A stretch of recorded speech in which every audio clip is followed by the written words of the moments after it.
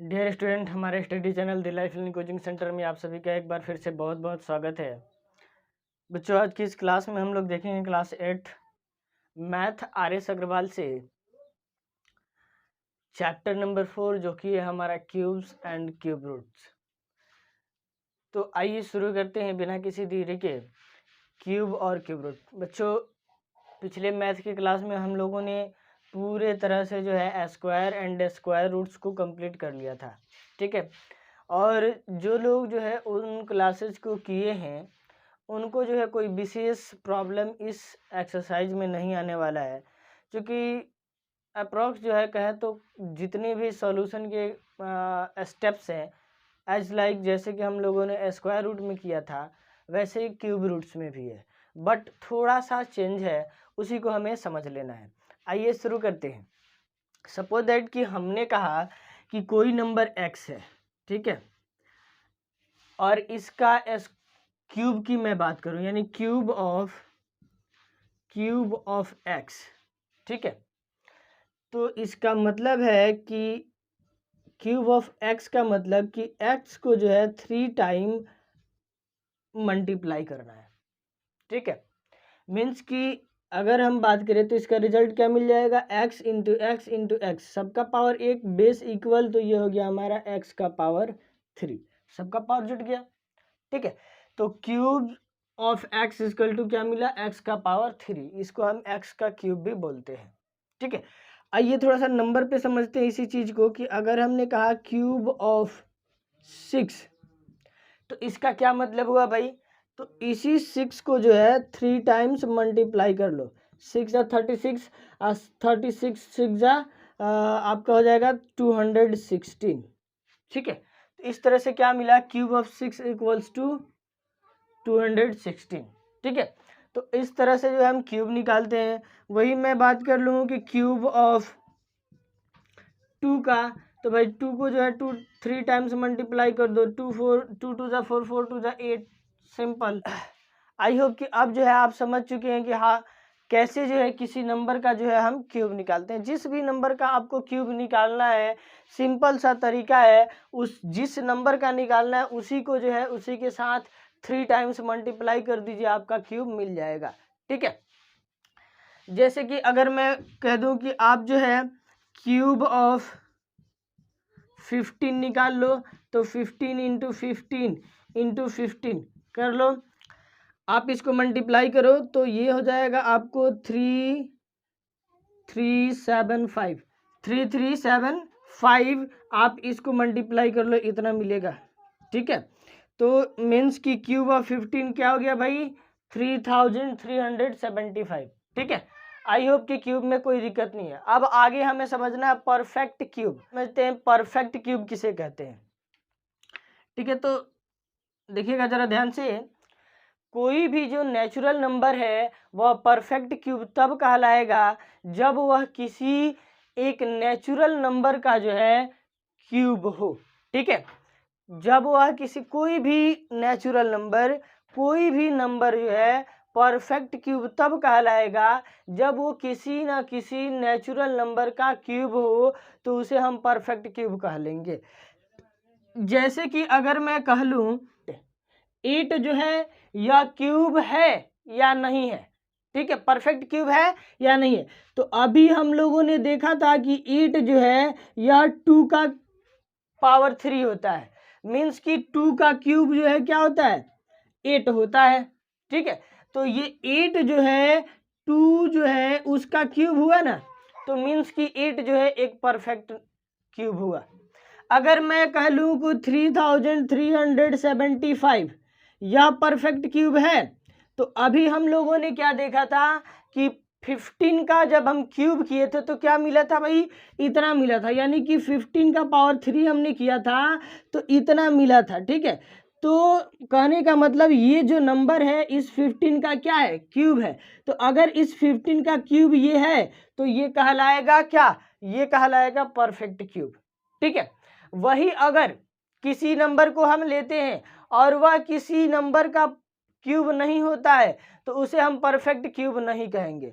Suppose that कि 144 हमने लिया, ठीक है, तो हम 144 को जब चेक करते हैं तो इसके लिए हम करेंगे क्या भाई, तो पहले इसको फैक्टर करेंगे। 144 को हम फैक्टर किए तो 2 7 जा 2 2 जा, ठीक है, 2 2 जा 4, 2 से 3 2 3 जा 6, 2 6 जा 12, फिर 2 से ये चला जाएगा 18 और ये चला जाएगा 2 से 9 और ये 3 से 3 और 3 से 1, ठीक है।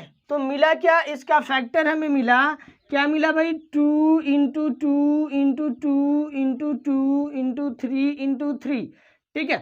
तो देखिए ये परफेक्ट क्यूब कब होता, जब इस ये 3 का पेयर हम लगाते हैं, यहाँ से मिलता 2, ठीक है, और बाकी सभी फैक्टर का भी अगर पूरा पूरा पेयर लग जाता तो जो है हम कहते कि ये परफेक्ट क्यूब है।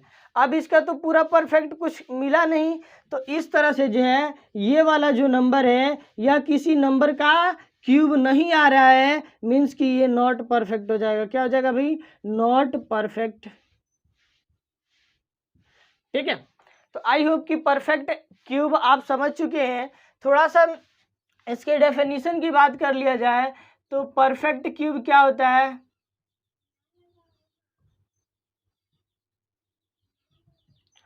परफेक्ट क्यूब कह रहा है कि अ natural number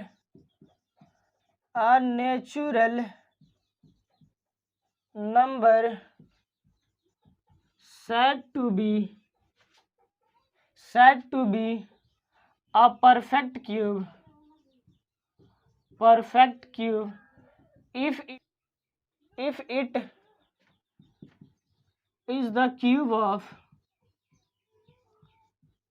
of some natural number, ठीक है। तो परफेक्ट क्यूब क्या होता है, a natural number said to be a perfect cube if it is the cube of some natural number. तो देखिए यह जैसे कि 8 था, यह एक नेचुरल नंबर था, तो यह परफेक्ट क्यूब कब कहलाएगा, जब ये किसी नेचुरल नंबर का क्यूब हो। तो 8 जो है 2 का क्यूब होता है, तो इस तरह से ये परफेक्ट क्यूब कहलाएगा। 3375 15 का क्यूब होता है, तो इस तरह से ये परफेक्ट क्यूब कहलाएगा। ये 144 जो है किसी नंबर का जो है क्यूब नहीं होता है, मीन्स कि ये नॉट परफेक्ट क्यूब कहलाएगा, ठीक है। आई होप कि अब परफेक्ट क्यूब आप समझ चुके हैं। चलिए आगे अब हम पढ़ेंगे how to test a perfect cube, ठीक है। किसी नंबर, कोई भी नंबर जो है एक परफेक्ट क्यूब है, इसको हम कैसे टेस्ट करेंगे, आइए समझते हैं।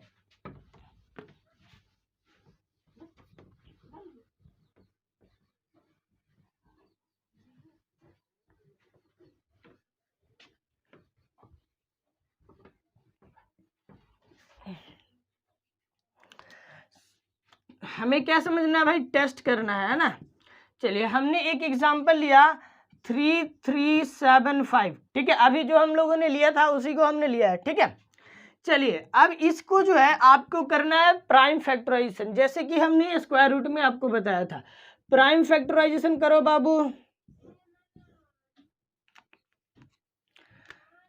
किससे चला जाएगा ये, तो ये हो जाएगा हमारा 7 5 12 और 3 15 15 3 18, 3 से चला जाएगा, 3 1 जा 3 3 1 जा 3 3 2 जा 6 और 3 5 जा 15, ठीक है। आगे 1 1 2 2 4 4 और 5 9, तो ये हो जाएगा 3 से, तो 3 3 जा 9, बचेगा क्या 2, तो 3 7 जा 21 3 5 जा 7 15।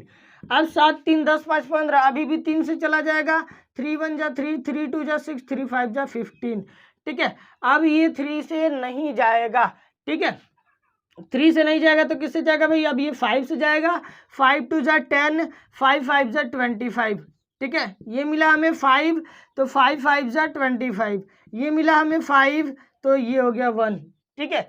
तो अब हम देखते हैं क्या कि 3 3 7 5 इक्वल्स टू इसका प्राइम फैक्टराइजेशन क्या मिला, 3 into 3 into 3 into 5 into 5 into 5, ठीक है, इंटू 5। तो अब इसमें हमें पहचानना है कि ये परफेक्ट क्यूब है या नहीं है। तो देखिए स्क्वायर रूट में हम क्या, स्क्वायर जब हम फाइंड कर रहे थे तो क्या करते थे कि इसमें प्रत्येक प्रत्येक फैक्टर का जो है प्रत्येक फैक्टर का 2 का पेयर लगाते थे, यानी 2 का पेयर लगाते थे। यहाँ पे हमें यही करना है बस कि 2 का नहीं, यहाँ पे 3 का देखेंगे, क्योंकि वहाँ पे स्क्वायर में हम 2 का पेयर लगाते हैं और क्यूब में जो है हम 3 का पेयर लगाते हैं। ठीक है, तो इसको हम जो है कि 3 का पेयर लगाएंगे। तो देखिए ये 3 एक फैक्टर है तो इसका 3 का जोड़ होता है। देखिए 1 2 3 डिजिट मिला, 3 तो ये एक पेयर बना। 5 5 5 तो ये एक पेयर बना। ठीक है, तो यहाँ से हमें मिल गया, इस पेयर में से एक 3 को यहाँ लिखेंगे, बीच में मल्टीप्लाई इस पेयर में से एक को यहाँ पे लिख लेंगे और इसको मल्टीप्लाई कर देंगे, 3 5 जा 15।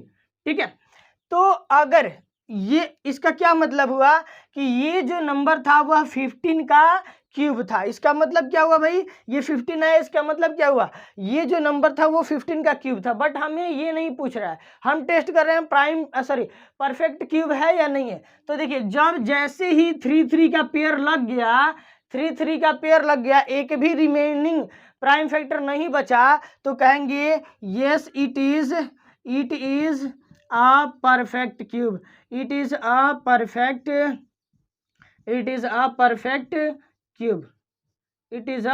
perfect cube। ठीक है, it is a perfect cube। अगर यही पूरा का पेयर नहीं लगता तो वह परफेक्ट क्यूब नहीं होता। जैसे कि अभी हम लोगों ने एक एग्जांपल किया था 144। ठीक है, तो 144 का हम लोगों ने प्राइम फैक्टर किया था क्या, 2 7 जा 2, तो ये हो गया हमारा 2 3 जा और 2 6 जा 2 18 2 9 और ये 3 से 3। ठीक है, मिला क्या 144 बराबर 2 इंटू 2 इंटू 2 इंटू 2। चलिए नीचे लिख लेते हैं इसको, ये हो गया 144 equals to 2 into 2 into 2 into 2 into 3 into 3।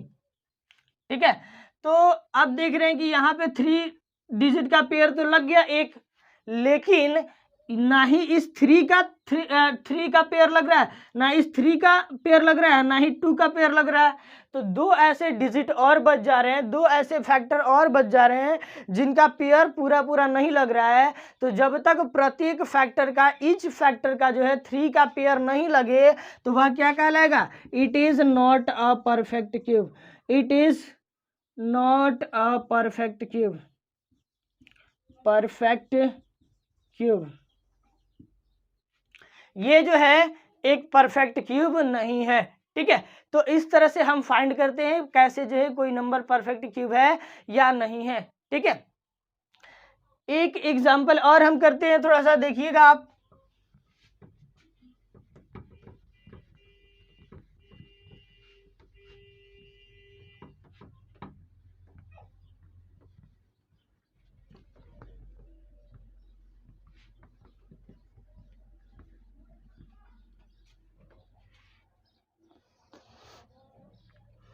चलिए अब हम थोड़ा सा देखते हैं 6, हमने एक नंबर लिया 6859। ठीक है, और एक और एग्जांपल ले लेते हैं हम, क्या 392। दोनों को चेक कर लेते हैं फटाफट। इसका प्राइम फैक्टर कर लीजिए, किससे जाएगा भाई, तो ये आपको 6 8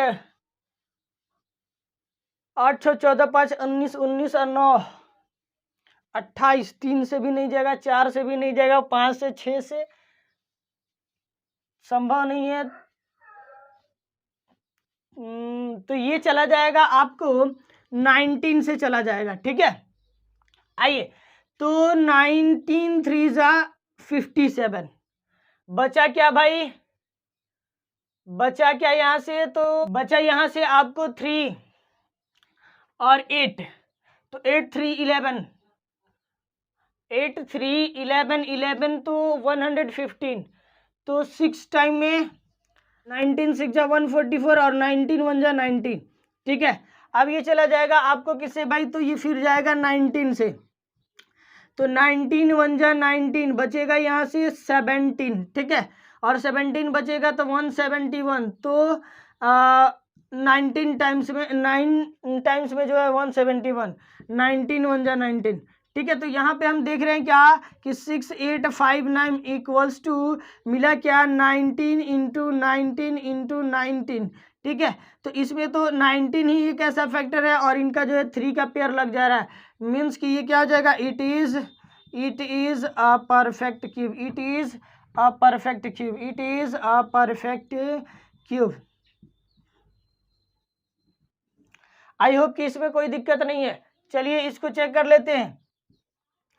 2 से चला जाएगा, 2 1 जा 2, 2 9 जा 18, 2 6 जा 12।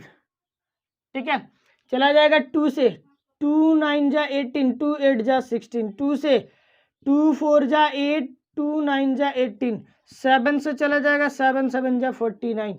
मिला क्या भाई, तो मिला 392 equals to 2 into 2 into 2 into 7 into 7। यहाँ पे हम देख रहे हैं कि 2 का तो पेयर लगा बट 7 का जो है पेयर 3 का नहीं लगा, means it is not a perfect cube, it is not a perfect, it is not a perfect cube. ठीक है, आई होप कि इसमें कोई समस्या नहीं होगा। ठीक है, चलिए बढ़ते हैं आगे और देखते हैं कुछ निगेटिव इंटीजर्स का जो है क्यूब कैसे निकाला जाता है।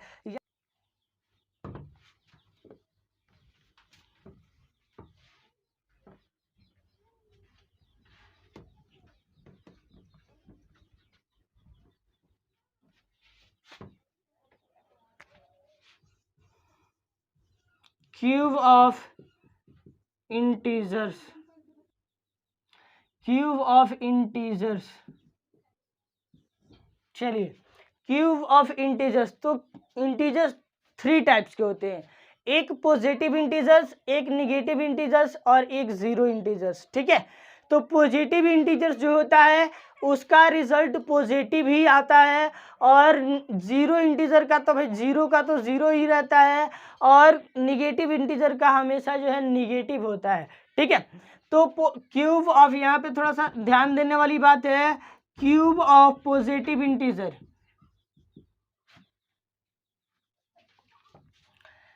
Cube of positive integer is always positive, is always positive। ठीक है, वहीं पे मैं बात कर लूं cube of zero integer is always zero. ठीक है, वहीं पे मैं बात कर लूं cube of negative integer is always negative. ठीक है, ये तीनों बातें ध्यान रखिएगा कि cube of positive integer positive होता है, cube of zero integer zero होता है और cube of negative integer negative होता है। फॉर एग्जाम्पल हमने कहा कि 3 का क्यूब निकालो भाई, 3 का क्यूब आपने किया भाई, 3 को 3 से मल्टीप्लाई 3 टाइम्स, 3 3 के 9 3 के 27 27। ठीक है, तो देखिए ये पॉजिटिव इंटीजर है, रिजल्ट पॉजिटिव इंटीजर आया है। ठीक है, अगर मैं बात कर लूँ -3 का क्यूब, ठीक है, तो -3 इंटू -3 इंटू -3 कर लीजिए, माइनस का 27 आएगा। तो देखिए निगेटिव इंटीजर था, क्यूब भी निगेटिव इंटीजर आया है, यानी निगेटिव आया है। वही जीरो का क्यूब, तो भाई जीरो का कुछ भी जीरो होता है, वी नो दैट। ठीक है, जीरो को 3 टाइम्स मल्टीप्लाई कीजिएगा, क्या मिलेगा भाई, जीरो ही तो मिलेगा। ठीक है, तो आप जीरो का क्यूब करोगे तो जीरो ही मिल जाएगा। इस तरह से जो है क्लियर होता है। आइए एक एग्जांपल और कर लेते हैं, जैसे कि हमने कहा कि आप जो है 5 को ले लीजिए, 5 का क्यूब निकालिए, तो 5 5 जा 25, 25 5 जा 125।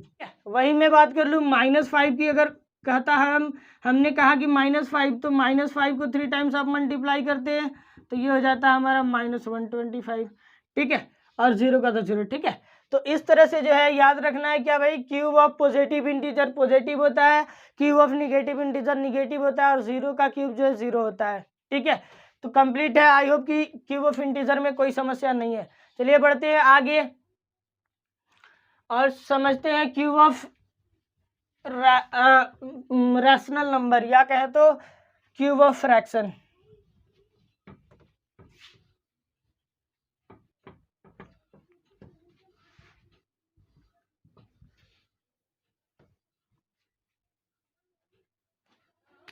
अब हमें समझना है क्यूब ऑफ फ्रैक्शन।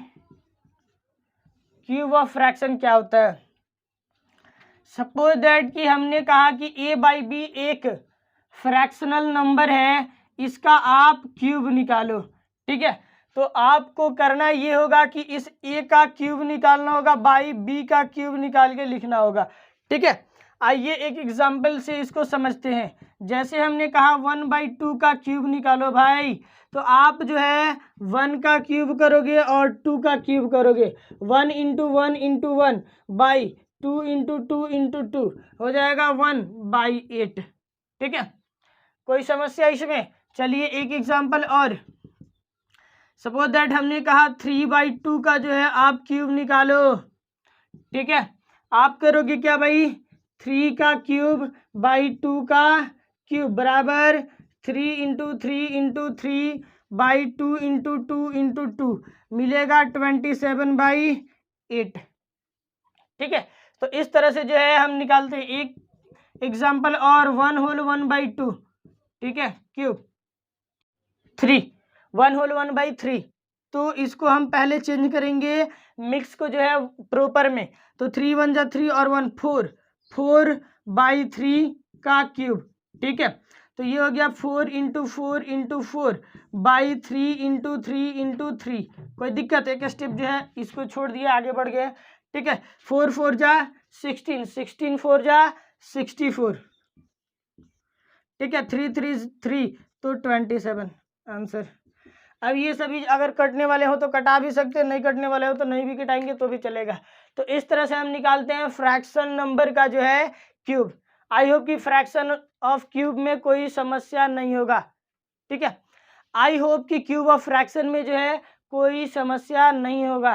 ठीक है, चलिए बढ़ते हैं आगे और एक इम्पॉर्टेंट प्रॉपर्टीज इसकी समझते हैं। वो प्रॉपर्टीज क्या है? तो वो प्रॉपर्टीज ये है कि किसी भी इवन नंबर का अगर आप क्यूब करते हो तो वो हमेशा इवन नंबर ही देता है। अगर आप ऑड नंबर का क्यूब करते हो तो वह ऑड ही नंबर मिलता है। आइए समझते हैं जरा।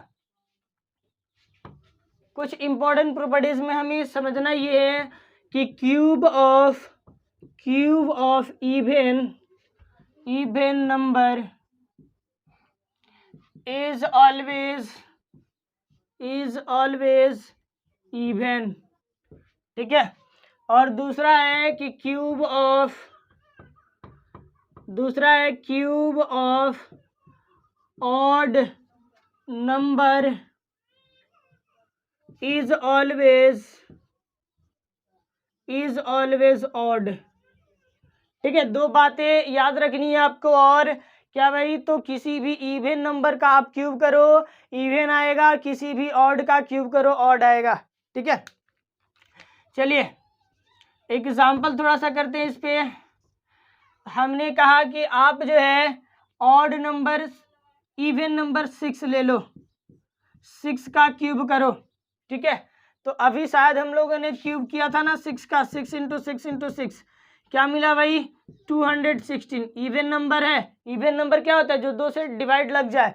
2 से डिवाइड लगेगा मीन्स कि ये क्यूब ऑफ इवन नंबर हुआ। ठीक है, अगर मैं बात कर लूं कि आप जो है कि 8 का क्यूब निकाल दो। ठीक है, तो 8 × 8 × 8 8 8 64, 64 8 512। ठीक है, 512। ठीक है, तो आप देखो कि 8 का क्यूब क्या मिला भाई? 512 512। तो 8 इवन है, इसका क्यूब इवन नंबर आया है। ठीक है, वहीं पे अगर हम बात कर ले कि अगर हमने कहा कि 3 का क्यूब निकालो बच्चों, तो अभी हम लोगों ने निकाला था 3 × 3 × 3 इक्वल्स टू क्या हो गया भाई? 27। ठीक है, तो देखो ये ऑड नंबर है, इसका क्यूब भी ऑड नंबर आया है। ऑड मतलब जो 2 से डिवाइड ना लगे। ठीक है, और यहाँ पे अगर हम कहते हैं 15 का क्यूब करो, तो आपको हमने अभी करके दिखाया था ना क्या था 3375, और देखो ये भी ऑड नंबर है। ठीक है, तो इस तरह से आप किसी भी इवन का क्यूब निकालोगे इवन नंबर आएगा, और किसी भी ऑड का क्यूब निकालोगे ऑड नंबर आएगा। ठीक है, आई होप कि इसमें अब आपको कोई समस्या नहीं है। ठीक है, अभी तक जितनी भी चीज़ें हम लोगों ने पढ़ा उसके अकॉर्डिंग जो है आपका एक्सरसाइज 4A के बहुत सारे क्वेश्चन जो है सॉल्व हो सकते हैं। ठीक है, तो आप करिएगा सॉल्व। ठीक है, मिलते हैं हम अगले क्लास में, और वहाँ पे हम पढ़ेंगे एक्सरसाइज 4A। आज के लिए इतना ही, तब तक के लिए जय हिंद।